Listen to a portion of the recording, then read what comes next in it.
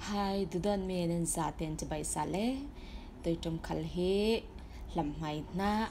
mai an ti hanga thawte karon suang sal ding ase Vainim te thoin karon suang ding tu hi tel khatin azaten kawon hik fai the ta dinge hetivek mai an hnah ti hange suan he tho katibe thei em me angai na tui pol sanga hi chun thove em me mai an hnah hi rol mia akiawi kiaw khal athai ti hangi suan khal athai satla te ve katla te asilole Vainim te thoin blueberry suan te ve klain thove ngai adu tui pol sanga hi chun jiang te ve kin to khal sela thove ngai ole to chu asaten ka hik fai the thlangi ka khol fai ke chumi thein chun aswan kaman thlang ase mai Hmeh hi Vainim ase himi Vainim te thoin karun suang ding ase chele hi alu ompong chun amin zonga ranal ka thlale ke chuti te in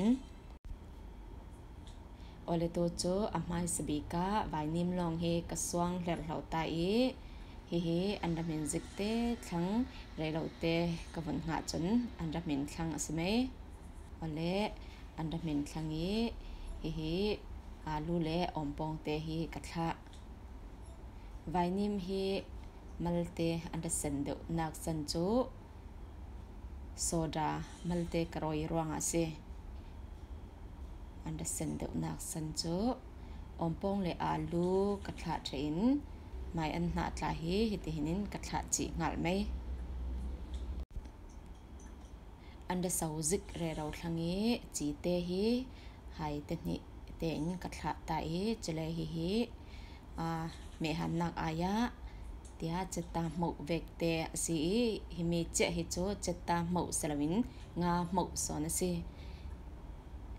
me hanak aya karon thla mi ase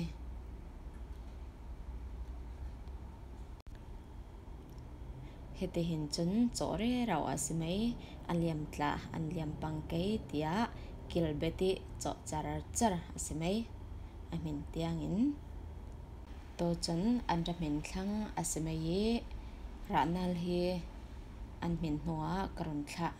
mai salam dewi katla hi chunin ranal hi chu bek tok kadu lawi ruanga ne talam ti hang amin nui katla nak sanase tin reilote chu kawon suang hak te lok ta ke chisin choi anga thlanga simei thot mel na sa ti hin chun ti hang thawte kan nga thlangi chule Hmeh hi karon kiaw lok ta Hmeh hi arsa ase Hmeh ding chu Hmeh hi arsa ase arsa hin ati chom thei ding karon kiawi ompong le bon thur te khlai arsa hi kha son rang kha son sen thami te thon hin karon kiaw khom hai tla hi thot mel na sa upa naw ha khali ei thei me me thawte se ati chom thei ding karon kiawi ole hetibek te pol hi nan thiam thlo cheu me asinain katwa dan te karon talan ve mi achen tiang in rak zau sak to nan sa te para se